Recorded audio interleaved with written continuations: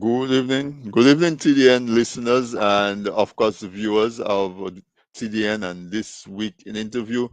Welcome to another episode of This Week in Interview with your host and guide, Anthony Drago. Eh, Wednesdays, my very special day of the week because I get to spend an hour or so with you. I get to have wonderful conversations and to share those conversations with you. So, good night to you, my regular listeners. Welcome back. And those of you who are joining us for the first time, welcome, welcome. I hope you like it and you will become a regular listener, especially if you're listening to us in Dominica on RVR Jams. On DigiPlay channel 59, they carry this weekend interview live. So we want to say special good evening to you. And also, if you're in the Toronto market, radio SBE, online radio SBE carries this weekend interview live. If you know anyone in that marketplace, just let them know that this weekend interview is on and it's live and they can catch us. But also, you may be tuning in on our YouTube channel, this weekend interview YouTube channel. Good night to you. Make sure you give us a like and you subscribe and you follow us. Also, TDN YouTube channel, tdntv.net. For those of you who don't do um, Facebook, you have tdntv.net. And if you're driving or doing something where you should not be looking at something else, you can always tune in by radio, tdnradio.net, which is how we started. We started just on radio, TDN radio, and we expanded and expanded, and now we have the full media. So, welcome to you, everyone. Tonight, I don't have a guest tonight because I wanted to spend some time with you. I wanted to talk about a few things that I think we should be paying attention to. I, yeah, I don't know if you're aware, but August 1st is the anniversary of the declaration of the emancipation of slavery in the West Indies, in the British West Indies. So Britain declared the end of slavery on August 1st, 1834. I used to be a student, avid student of history. Caribbean history is what we did in high school. And that is one date that stayed with me, 1834, August 1st. Uh, a lot of the countries mark it with August Monday. So they mark it as the first Monday in August. Some have Carnival. And the link between that and Carnival is that uh, they said when the announcement happened, the newly freed enslaved people took to the streets with drums and dancing and singing to celebrate their hard won freedom. And so that is why we still have carnival on that on around that time, the 1st of August, August Monday, the first week in August. And a few of the islands like Grenada, Antigua, Trinidad, no, not Trinidad is like Dominica, but Grenada, Antigua, I think St. Lucia has theirs, but I don't think it's quite. Uh, they moved theirs into the summer, but I don't think it's at August Monday. I think it was a couple weeks ago, but we get it. The celebration of newly won freedom, had won freedom, where folks took to the streets and started dancing and beating drums and all of that. It carries forward. In some of the islands, we mixed it with our religion, especially the Catholic religion, and it morphed in with carnival happening on the Monday and Tuesday before Ash Wednesday as part of that, I think, Roman Catholic celebration where you before they go into Lent, which is 40 days of Lent that ends in Easter, you will have a celebration like where they would call it as Dimanche Gras, Samedi Gras, well, Fat Saturday, Fat Sunday, and then Monday, Tuesday. uh, where you would indulge, you would overindulge, and that's why they call it Samedi Gras, Fat Saturday, Dimanche Gras, Fat Sunday, of the Mardi Gras, which is Monday, Fat Monday, which is the Mardi Gras parade in New Orleans, uh, Louisiana. That's one of the more popular carnivals around the world, Mardi Gras. It's Fat Tuesday, you know. So Monday is Lenny, Mardi is Tuesday. So uh, the celebration starts on Samedi Gras, which is right after Good Friday. No, not Good Friday. Friday, Saturday, Sunday, Monday, Tuesday, and then on Wednesday you go and ask for absolution for your sins. You get your ashes, so it's Ash Wednesday, and that kicks off 40 days of Lent.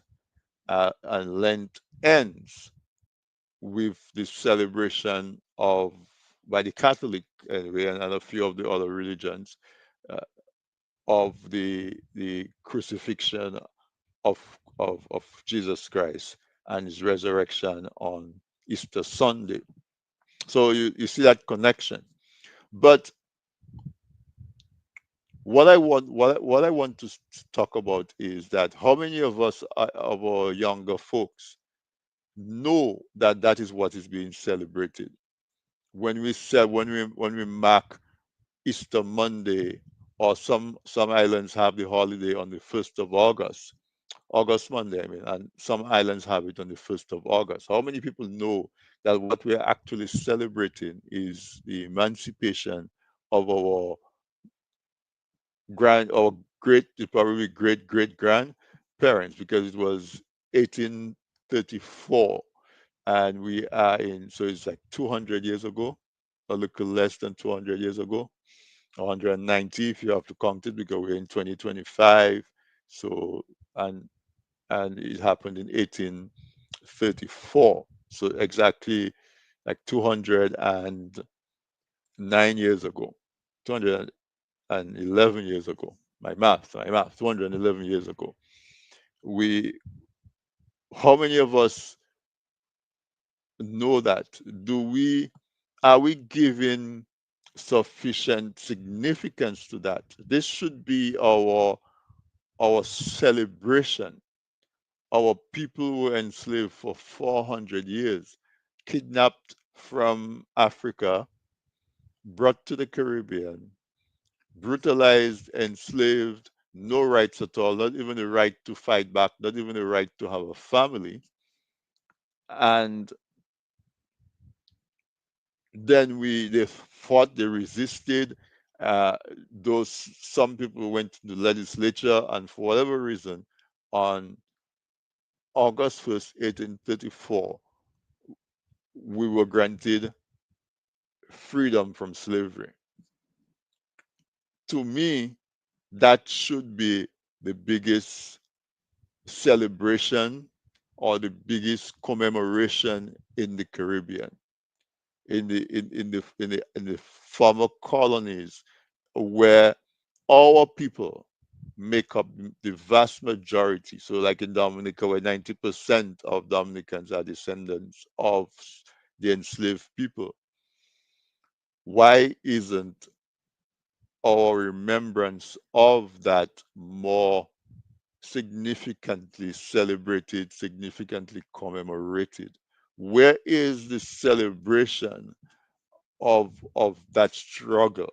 And we know we had a lot of struggle. We had a lot of resistance. Okay, we had a lot of revolt. We had a lot of sacrifice, literal sacrifice, because when the enslavers found one of our people who were planning a resistance or revolution, they made an example of them. They brutalized them. The punishment was absolutely atrocious. And these folks, some of them perished, some of them struggled and survived. And then finally, on the 1st of August, 1834, they were emancipated. Why don't we celebrate that more? Why do we celebrate everything else more than that? What is more important to us as a people than that? Why do we still, why do we still give all the celebrations more significance than that? Why do we celebrate religious holidays more than our emancipation? Why do we celebrate people's birthday more than that? Uh, all of these other holidays that we have Christmas, we have New Year's, we have all of those things that existed. And why celebrate it? We need to say, because celebrating it means that we think it is important to us, that we are important to us. Because if you, for example, if you're in a household and you're celebrating somebody, let's say you have your wife or your husband, your spouse, and uh, in an employment situation, for example, where you say a man has his wife, but when it comes to his boss birthday or his boss's wife birthday, he makes a big deal about it and makes sure he gives them a gift and celebrate it and so on. And when it comes to his home and his wife and his kids, he barely acknowledges. He maybe just says happy birthday or whatever it is. He barely acknowledges it. What do you feel? What would you feel in a situation like that? You would feel as though he feels he gives less importance to himself, his family, than he gives to his boss. So it's a similar thing. We were enslaved by Europeans. After the emancipation of slavery, we were still colonies.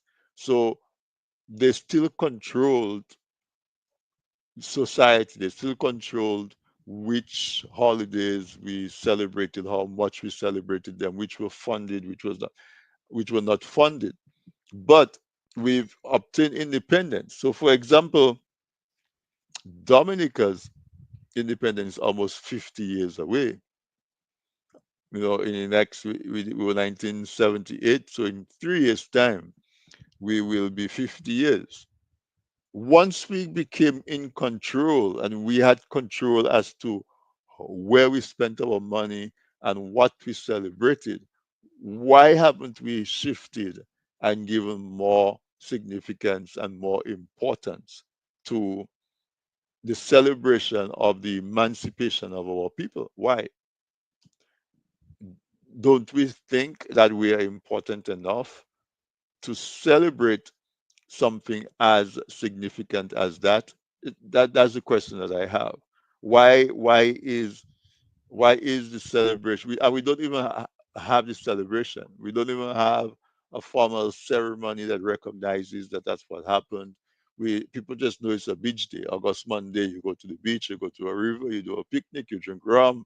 Somebody gets into an accident, somebody loses their life, and it's just another fete. And a lot of people don't even know why we celebrate August Monday. As a matter of fact, why don't we just celebrate it on the 1st of August? Why do we think that going about our business is so much more important than celebrating that great milestone in our people's history on the day that it happened? In other words, can you imagine if Christmas was the last, I don't know, well, let's say, I don't know what day it is. Let us say from the origin, Jesus Christ was born on a Wednesday. And we say, well, okay, he was born on December 25th, which is the last Wednesday of December. But you know what? Wednesdays in the middle of the week, we don't want to disrupt our lives and our business. So what we will do, we will just celebrate it on the last Monday of December. So Christmas is the last Monday of December, not December 25th. It's the last Monday of December, so people can have a long weekend, whatever, like we do August Monday.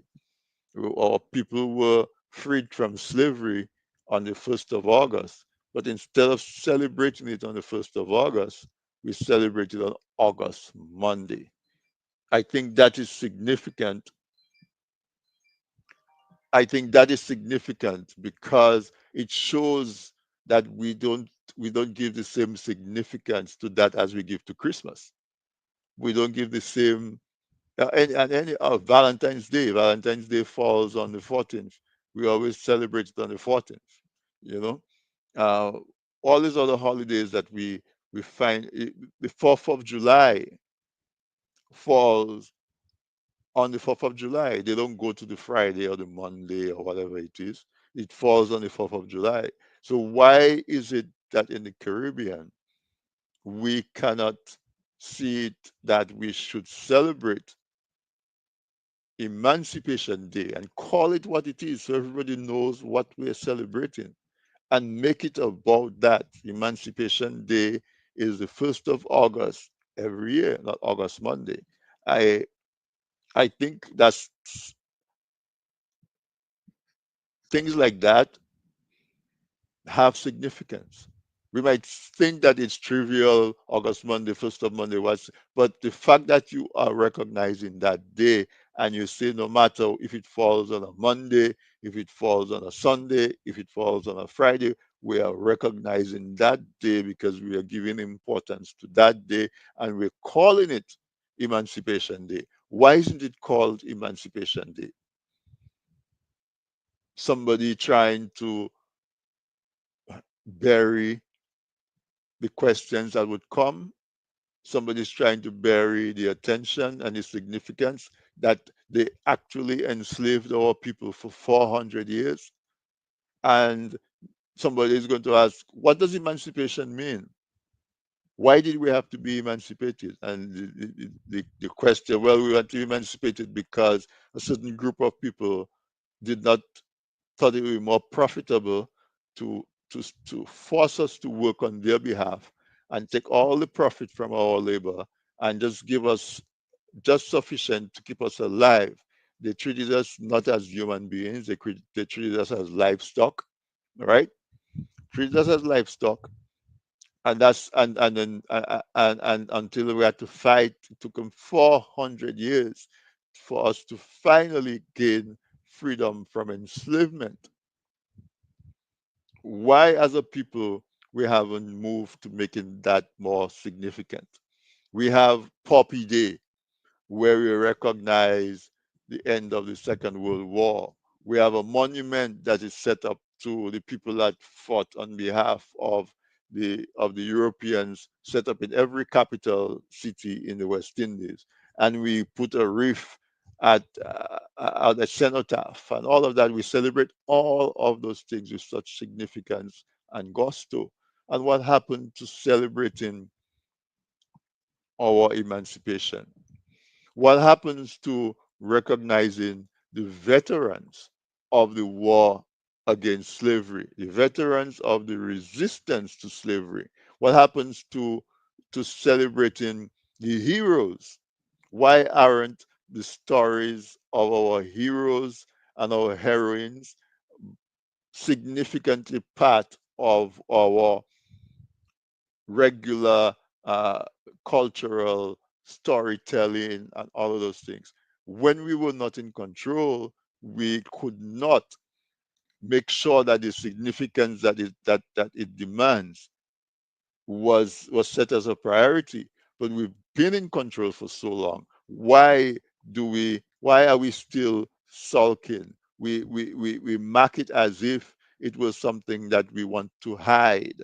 We kind of recognize it as a beach day, and people get the day off from holiday. We move it to a Monday, so at least you have a long weekend. We wouldn't be disrupting business too much, and so on and so on. Why can't we celebrate it on the 1st of August and call it Emancipation Day and have a huge, make a big deal out of it?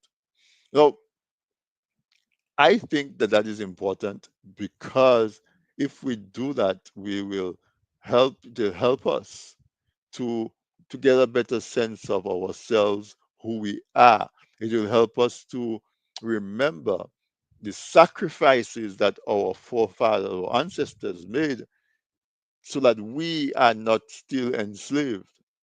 Also, the victory and the triumph of our ancestors, where they came in chains and suffered cruelty and all kind of torture, and they managed to wrestle control of the land from these folks and passed it on to us. Imagine if that was front and center in our education.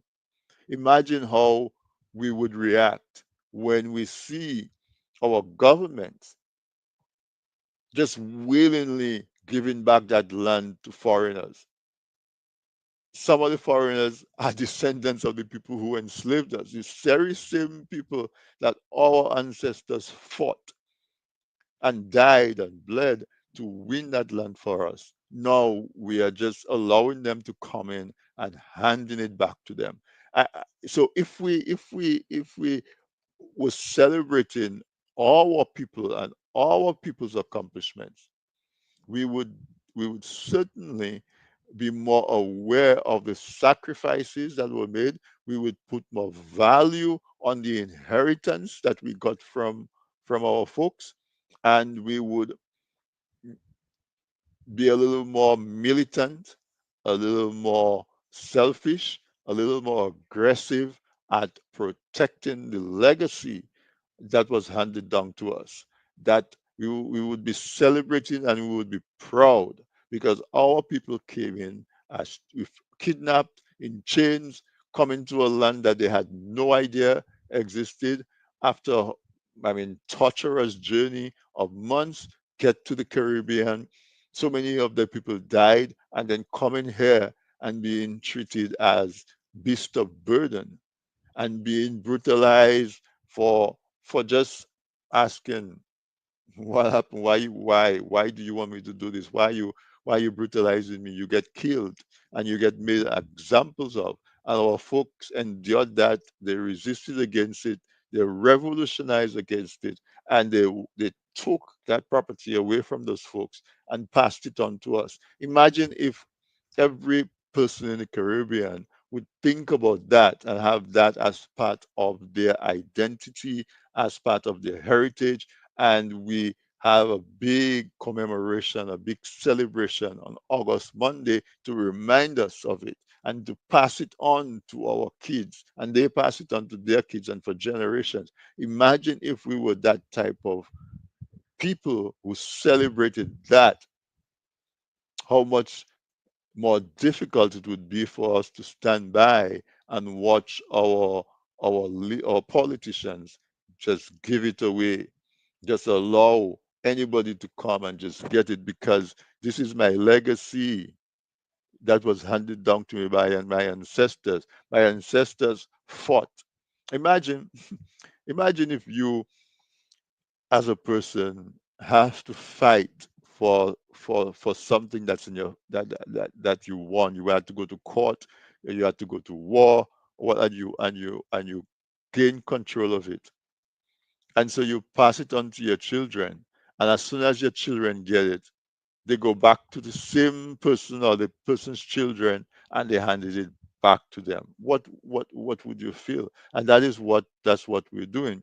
And so when I look at you know, August 1st just go by. It's almost like we're sitting on a riverbank and we just watch it go by and we say, we buy some rum, we buy some beers, we have some chicken, whatever. We go by the river, we go by the beach. It's a day off from work and we just drink and eat and go back at our home. And not one thought, most of us go through that August Monday or without a thought of why it is. What is it that we're celebrating? What is it? Do we take a minute of silence to remember all of those that lost their lives to gain us freedom? How do we recognize those people who sacrificed so much for us? I think we need to start that movement because I believe that as a people, the people from the Caribbean are not strongly, are not sufficiently strongly anchored to our heritage. We're not sufficiently connected to our history so that it's so easy to get distracted by another culture. It's so easy. You see how we allow our leaders to do such a bad job of governing our country that we have basically become stock farms where we produce human beings. We give them their first few years of education, and at the first opportunity, we send them to somebody else's country, including me, send them to somebody else's country to work and to build their country. And our country just stays stagnant because our brain power, our creativity that would move us forward, we we we outsource it to somebody else. And so as a people in the Caribbean, we just barely kept alive, just barely kept alive, so that we can produce another generation of workers, of thinkers, of creators to go in somebody else's country and develop their country. I think if we understood what the ground that we stand on, the ground that we were born in Dominica, in St. Lucia, in Antigua, in Grenada, in Trinidad, in Jamaica, if we understood that better, we would be more reluctant to leave home. And therefore, in order for us not to have to leave home, in order for us not to have to leave so that our kids, we would demand more from our leaders. We would demand better governance from our leaders. Before I'm going to take a break in a minute, but before we take that break, there's another thing I want to touch on. When we talk about celebration, you see some folks, Carnival is now what we do on August Monday in some of the islands. Some and my God, uh, that seems to be the only thing that Caribbean people are passionate about. I know I'm making a blanket statement, and of course there are exceptions. The exception makes the rule, right? But that's the biggest thing. We see all kinds of news, all kinds of stuff happening, and our folks, we talk about it for 5 minutes. Maybe we share it on Facebook. Maybe we call somebody and we say, "You don't hear that now?" So and so. But the passion and the outrage is not there. One of these days, try to cancel Carnival. Go to any one of those islands and try to cancel Carnival, and you will hear the outrage and the uproar and the protest and all of those things that would force whatever government that is there to change their mind and to re-establish Carnival. The only thing that moves us now is fete. And as a Caribbean people, we have nothing to show. Nothing. The West Indies seems to be a shell of itself. Our any serious or major illness we have to go outside to do it. Or or folks have to leave the region in order to have better outcomes for themselves and for their children. Because the only thing, the strongest thing, or the strongest identity that we have, the strongest identity that we have is Carnival. And now, when you look at Carnival, I mean, our women, our young women, or not so young women, our women that should be nowhere near on the street in whatever it is that they're wearing, all they want to do is to bend over and our young men are just drinking. I mean, when you look at some of it, and I'm not preaching morality, I'm just saying that we seem to have lost our sense. What what we see as acceptable, and why is it that we only want to lead the world in that kind of a way? Everything else, because when you look at other cultures and other places, you don't see that type of thing. You see it on the fringe, but it's not front and center. And every opportunity we get, somebody is bending over, touching the floor, and just behaving in a vulgar manner. We don't see that. So why is it in that area we want to lead? Why we choose to lead in that area? And our men, our young men, our not so young men, just smoking weed and drinking. And why do we celebrate that? People can be free and they can do what they want, but when it becomes so normal that it is there in our face and we don't see. Now, before you criticize me and say I'm trying to be a prude, what I, bear with me. Why don't we see that same vigor and that same exuberance and that same energy in other aspects, in other productive aspects of our life? Why don't we see that? Why don't we see that as a norm? Because we have the brain for sure. Because when we go to other countries, we run past them and we produce and we excel and we accomplish. Why can't we see in the region a similar type of leadership? And so I would be less critical if we were working as hard as we play, because they say all work and no play makes Jill a dull girl. But why is Jill and Jack only interested in playing? Where's the work, right? So, folks, I want you to think about that. Think about that seriously. Why aren't we celebrating Emancipation Day? And don't tell me we have a little Naya being gay this and that. No. Why is Emancipation Day celebration not more front and center of our year? Why aren't we celebrating that more? What in our history is more significant and more important to our well-being and our development than the emancipation of slavery? I say that is the most important event. Not Christmas, not New Year's, not Easter, not any one of those other, not independence. I think the achievement of the abolition of slavery should be the most important aspect of our celebration of our history. And therefore, we can compare how far we've come.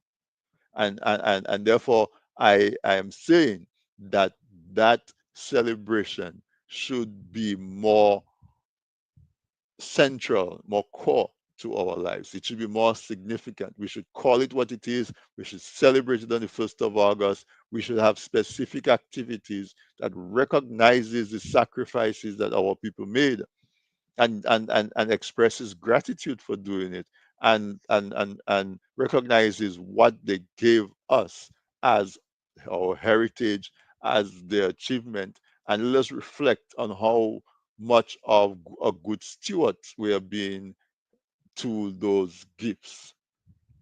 Going to take a quick break. When we come back, I'm going to talk a little bit more, a little bit deeper, but I'm going to talk about the budget. The government of Dominica presented their budget uh, recently. And so I want to talk about that a little bit in the sense that it sort of flows from where I am, because how you allocate your resources is supposed to reflect your priorities. And so let's do a quick little overview of the budget and see if we have hope based on where our funds are being allocated. So stay tuned, don't go away. Let's take a quick break and we'll be right back.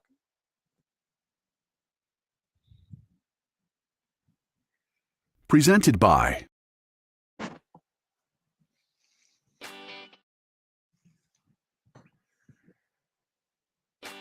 People say I've got a great smile.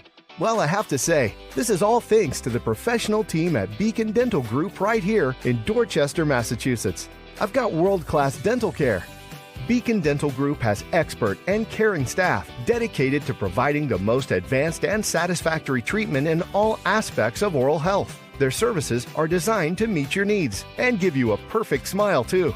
General checkups, cosmetic surgery, Gemini laser service, and advanced procedures, all in a state-of-the-art facility. Call or visit Beacon Dental Group today, 1026 Blue Hill Avenue, Dorchester, Massachusetts, or call 617-282-2146 for a smile that lights the world. Hey y'all, I just discovered an amazing plugin called Joan, Jock on Air Now, for managing my radio station's on-air schedule. It keeps your visitors updated on what's playing and when their favorite hosts are live. Trust me, Joan is the best choice for your WordPress site. There's a free version available in the WordPress repository and it's definitely worth trying. If you want even more features, Joan Premium lets you easily edit your schedule with just a click. No need to delete and re-add shows. Don't miss out on Joan. Get it now from the WordPress plugins repository or visit the developers at gndenterprisesinc.com for more info. Looking to promote your business, engage current customers, and reach new people? Well, look no further. From the basic presentation to a fully fledged advertisement, use your video ads to attract customers. At Man's Audiovisual Productions, we do just that. We produce videos for business and event promotions, product demo videos, animated explainer videos, fundraiser ads, and much, much more. Engage your clients and sell online. We customize the video to match your brand design. Guaranteed to play flawless on all devices, including smart TVs. Contact us at telephone number 203-690-4342 or 767-245-6238. Visit our website, mansaudiovisual.com, or email us at derekvideo@gmail.com.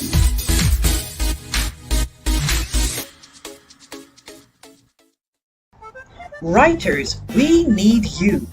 We've got exciting news. Get ready to immerse yourself in the exciting world of words at the Write to Kubuli Virtual Literary Festival. From September 15th to 20th, 2025, we're showcasing the incredible talents of writers of Dominican descent. Join us for inspiring panels, thought-provoking workshops, captivating readings, all from the comfort of your own home. You can engage with your favorite authors, participate in workshops, and dive into discussions that spark your intellect and imagination. You don't want to miss out on this vibrant celebration of culture and creativity. Make sure to save the date, September 15th to 20th. Follow us on social media for updates. Let's hashtag Write to Kubuli together. We're trending. Register now.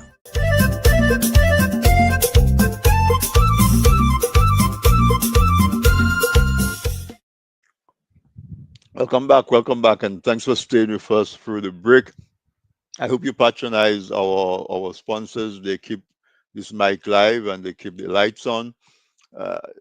We have some wonderful sponsors. Man's Audio Visual does all our graphic work. We have Beacon Dental Health in Boston that really has been with us for a very long time. Excuse me. We have Joan Jock on Air Now. Is an app. It's a plugin actually that helps online radio stations better like manage their programming and all of that.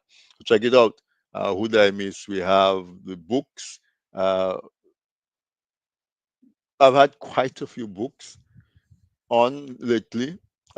We've been producing. We have really prolific folks who are just producing their books, and it's so important because not only is writing art, it's also a record of our history.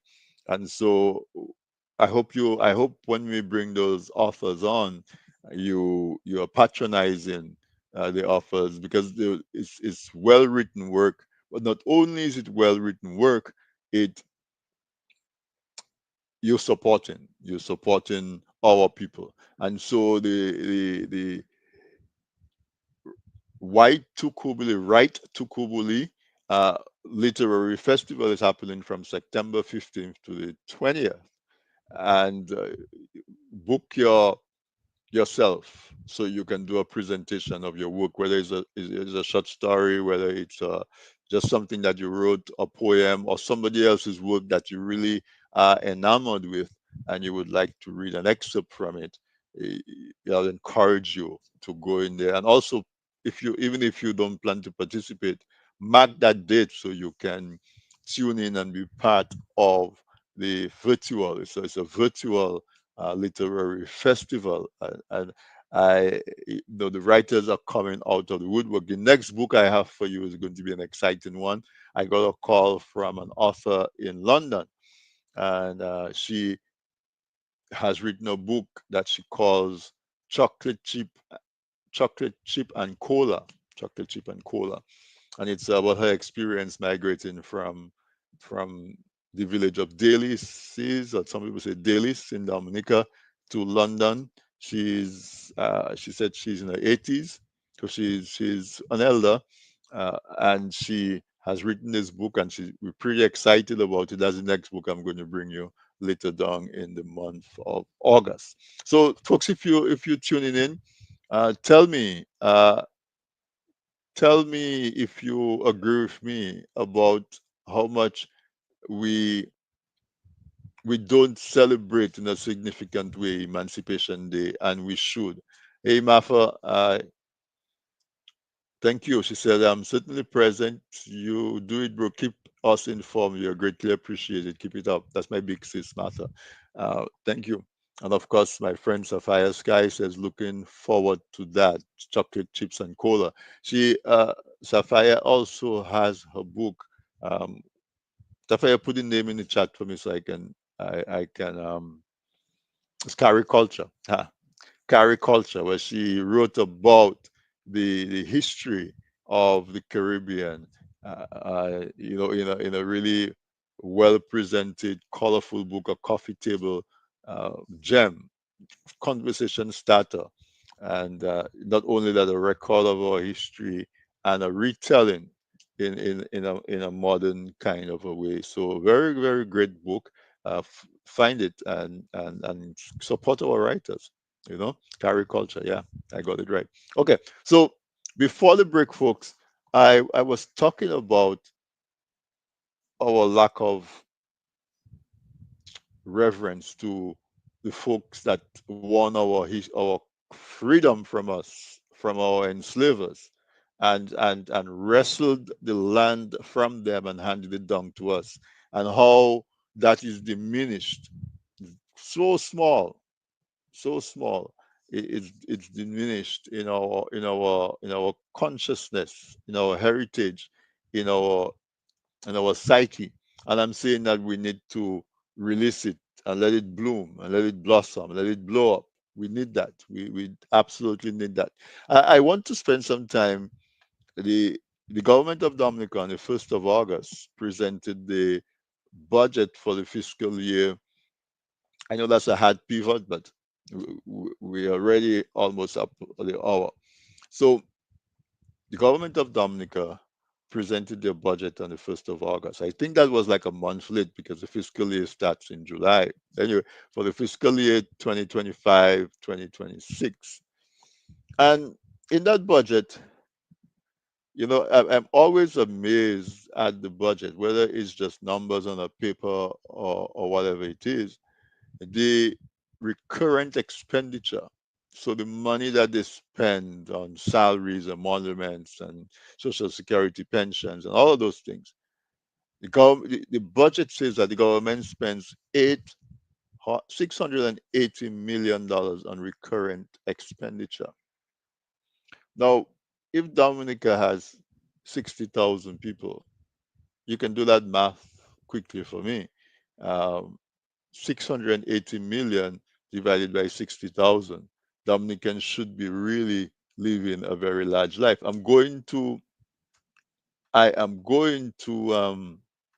do the math. Bear with me, okay? It just popped in my head to do it right now. So sorry for doing this live. 680 million. So 1, 2, 3, 1, 2, 3.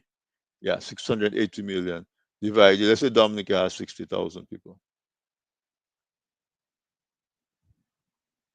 11,000 dollars per person is spent on recurring expenses.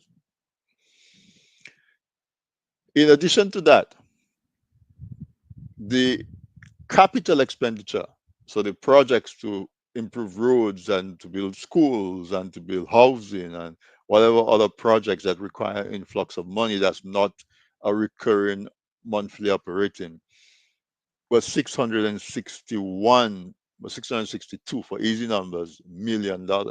So the budget is about $1.3 billion, Eastern Caribbean dollars, right? So $1.3 billion.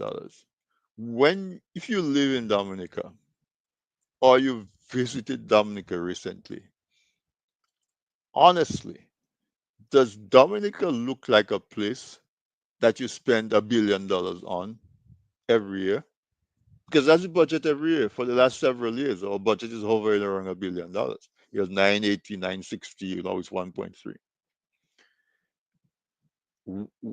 That's the question I want, because to me, that is the discussion. That is what it means. That's what the budget means. When the government puts a budget in front of us and it says that for this year, starting in July of 2025 and ending in June of 2026, we intend to spend $1.3 billion on Dominica. We intend last year we spent about $1 billion, and the year before that we spent $1 billion.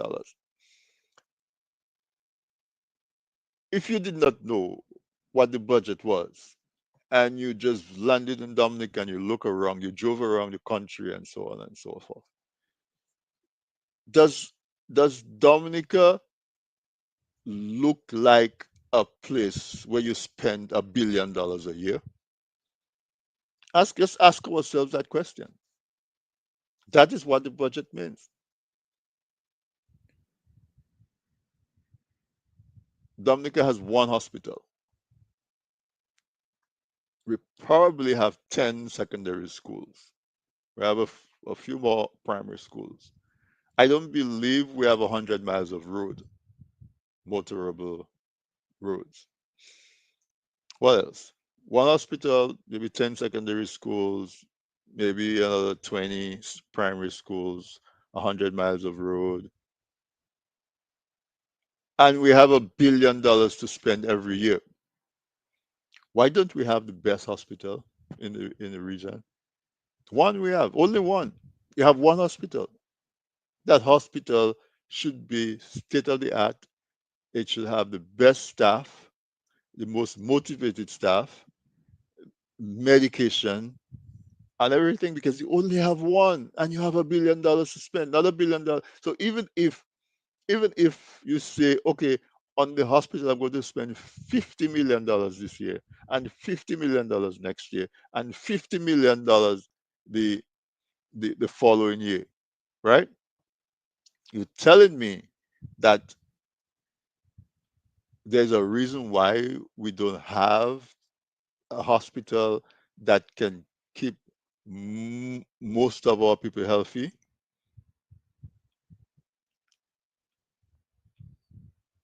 I mean, so when we hear this thing about a budget being presented and all of that,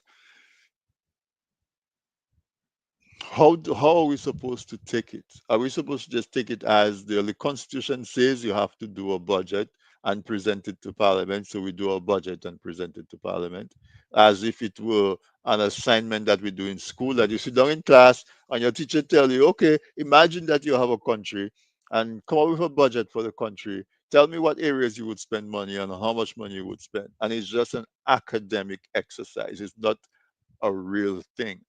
Because I go to Roseau. I walk in Roseau, the capital of Dominica.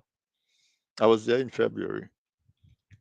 And you cannot walk with your head up because the road is crumbling into the sidewalk. The sidewalk is crumbling into the drain. You, the same, like when you walk on the road, you have some little, we call it a ramp, where if you want to go, if you're a little older, your knees are weak, you want to go from the road to the sidewalk, you have something that you can walk on. It's the same one that was there when I was going to grammar school in 1978, 79, 80. When I was living in Roseau in 79, 80, I lived in Roseau from, I started going to grammar school in 1978 and I graduated in 1984. I went to sixth form for 2 years. That's 86. And I left Dominica in 87 to go to college. During that time, they used to have the Roseau, it wasn't a city, as I said, it was a town. The Roseau Town Council used to have people that would go every other evening and they would sweep the drains in Roseau to prevent moss from growing and to prevent debris. And so they would pick up whatever debris that's in the drain and collect it next to there because the garbage trucks would come by and they would scoop it up and toss it in the back of the garbage truck. People would put their garbage on the side of the road and they would pick it up and there was some kind of management and we all remember Mr. Salo used to pass around as the inspector a sanitary inspector and make sure that things were nice and clean and so on and so on. And you go to Roseau now, I mean, if the rats don't eat the stuff in the drain, it just stays there and rottens for itself. We say we spend $1.3 billion a year in that country. Where and how, right? So that in a general thought about the budget, that's how I approach it. Is if you take Dominica and you give a person $1 billion to spend in Dominica every year for 5 years, after 5 years, he's supposed to bring you back change and say, "Hey, boss, I have nothing else to spend money on. Everything is good." That's my opinion. It might sound naive, but as a layperson, I'm not an economist. That's how I see it. If you have $1 billion to spend in Dominica every year on recurring expenses and capital expenses, after 5 years, you should run out of things to do. All the roads should be perfect. All our drains should be perfect. Our schools should be well stocked. Our teachers well paid. Our policemen well paid. Our nurses well paid. Our hospital is well equipped with everything that we need because we only have one hospital, we have 10 schools, we have 100 miles of road. That's what I believe, right? Now, let's look at the recurring expenses in the last budget, right? The largest expenditure is in the Ministry of Finance, Economic Development, Climate Resilience, and Social Security. That is 43% of our recurring expenses. It's in under the control of the Prime Minister because no, he's no longer Minister of Finance. McIntyre is, right? Sorry. Now, the next expensive in terms of recurring expenses is national security and legal affairs. Why? Why is national security and legal affairs 10 is 10% of our budget? The other one that's 10% is health, wellness, and social services. So we have 10 police, maybe 100 policemen. That's because we don't have an army. So that's our security and, of course, infrastructure. But we spend the same amount on that as we spend on healthcare. And not just healthcare, wellness, and social services. As I say, if you dissect the budget according to where the money is allocated, you kind of see how the country is being run. The other 10%, so we have 10% in national security, 10% in education, human resources planning, vocational training, and 10% in security. Dominica is not as threat of war or anything. So what is it that what national security that costs the same as education, as health, and all of that, right? 8.4% public works, public utilities, and digital economy before hurricanes and all of that, right? So that is where the 680 comes from. Um, the office of the president is 0.2%. Integrity in public integrity in public office is allocated $500,000 a year, and it's at 1%, is at 0.1%. Maybe we need to beef that up, right? The audit department is at 0.2%. So you see where the priority is not. The priority is not on integrity, it's not on auditing and accountability, right? Sapphire says we have the best medical We have the best medical, the best school, and the best stadium. I know you're saying that in jest, but we should. We should, with the amount of money that we're spending, we should, right? Environment, rural modernization, Kalinago upliftment, and constituency empowerment, 1.6%. I think some of that national security money could go to that, helping the Kalinago people. All right. So youth and culture, youth sports, and community development is at 1.8%. So we're spending 5 times more on security, national security, 5 times more than we spend on culture, youth, sports, and community development. I, I don't know. Um, Establishment, personnel, and training, we spend 1.4%. Right? So you can see where it's understaffed and all of that. So let's look at the capital expenditure. Let's look at the capital expenditure. Capital expenditure, 40, no, 52.5% of the capital expenditure is allocated to the office of the Prime Minister. Does that sound like a black hole? The office of the Prime Minister, the capital expenditure, 52.5% in dollar amount, $357 million is allocated to the office of the Prime Minister. The next one, after we spend 52% from the office of the Prime Minister, we have public works, public utilities, and the digital economy coming at 19%. So I guess we have hurricanes, we have floods and everything every so often. So public works, in terms of capital, um, I guess, or bridges. Hopefully, we'll see some bridges built, right? And so on and so forth. I'm hoping. Environment, rural modernization, Kalinago upliftment is at 6%. So you get the idea of what I'm talking about. I don't need to go into the weeds and try to let's see what we have in education. Where is education? Education human resources is at 2.2% of investment in education. Tourism is at 0.8%. Where do we have agriculture? Agriculture is at 3.4%. So, and the Minister of Finance in his delivery of the budget spoke about the challenges that the CBI program is is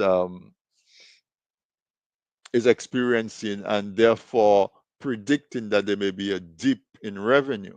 So if you see that there's a dip in revenue and you are in Dominica, where is the income going to come from? Where the revenue is going to come from to replace what you're going to lose as CBI uh, diminishes? Should be agriculture, it should be tourism, and it should be industry, right? But in agriculture, fisheries, blue and green economy is 3.4%. In in education is 2.5. So that's like that together, that's like 6%. Uh, Tourism is at 0.8%. So less than 10% of the budget is in education and training, the capital budget, what we're going to invest to develop, right? The less than 10% is in education, it's in agriculture, it's in tourism. So, but 52% is in the prime minister's office.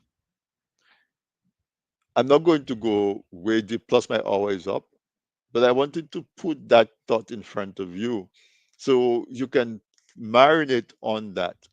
Whether you're a supporter of the current government or not, those are the thoughts that I would like to encourage you to have about the budget, so that you can have a meaningful conversation with your pal rep, with your minister, and so that you can make an argument and say, why aren't we investing in tourism?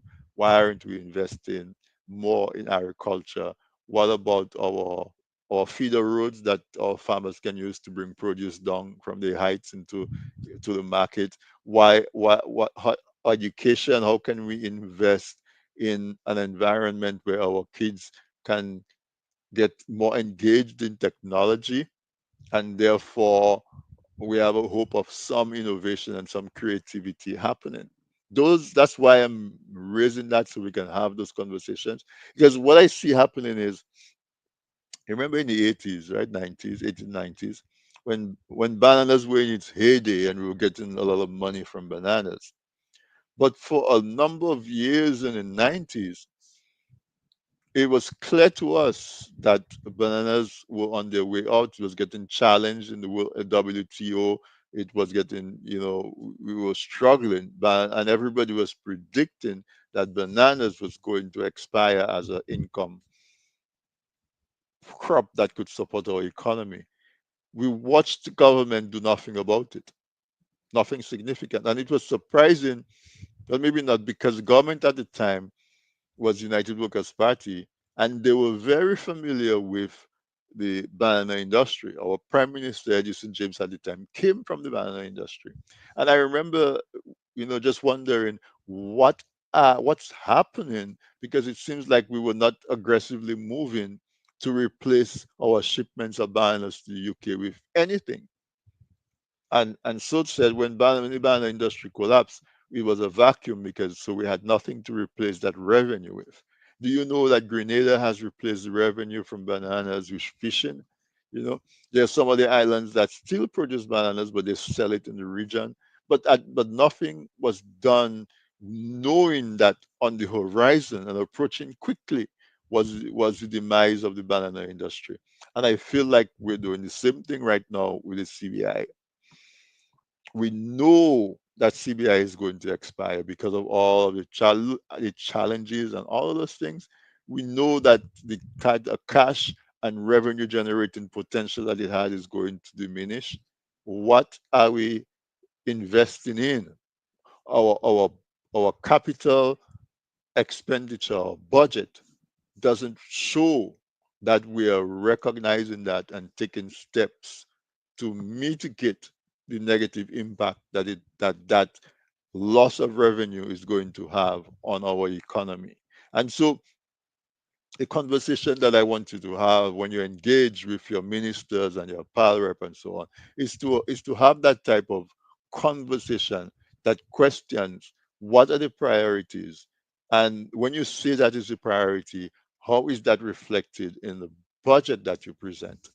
How are you saying that tourism is going to become one of our major income earners, when in tourism your capital expenditure for tourism is only 0.6% of your total capital, your capital expenditure of your budget? 0.6%, not even 1% of your budget is an investment. You don't, and bear in mind that those are budgetary numbers. So usually they never get to spend the amount that's in the budget. So you're budgeting to spend less than 1% of your budget in tourism, but you want to tell me that your strategy is to replace part of the CBI or to get more revenue from tourism. That's not reflected in how you allocate and how you plan to spend your money. That type of conversation is what I think we need to have. So I hope tonight's program was interesting. The hour flew by, but I really wanted to talk about the emancipation and the recognition of our struggle as a people to get to where we are. We see the celebration of all these cultures. They celebrate Poppy Day, they celebrate their independence, they celebrate everything like that. If we if we say that we want to help our people to identify who they are, so we can get that, when, because as a people, when we're proud of who we are, it motivates us to work and to produce, and to keep ourselves on a certain level, we need to be more proud and more openly proud. And I think celebrating Emancipation Day is one such thing. So if I was asking, is Discover Dominica, etc., part of the budget? I'm assuming that that would be under tourism, uh, or if it's not under tourism, it would be on the, let's see, there's something for industry, finance, economic development, climate, no, agriculture, fisheries, blue and green economy, maybe there. Uh, Culture establishment. See, we don't even have something that talks about industry or industrial development or something. So if it's under tourism, is like I said, tourism is less than 8%, 0.8% of the total budget. $5.6 million is what we have allocated for tourism for the year 2025-2026. Folks, that's what I have tonight. You know, uh, that's what I have tonight. It's a bleak picture, but it is what is presented to us. It is what we have. Um, Marius Dubois says, yes, we need more information. Too much of us suffering. That's right. And we suffer, like you said, from because we don't have the information that we can engage. The more information that we have is the better that we can engage. And we can engage in a meaningful way. We can get past the shouting of the blue and the red and the green and the orange. We can get past that and start talking to each other and start setting a vision. So in the year 2028, Dominica will have been independent for 50 years.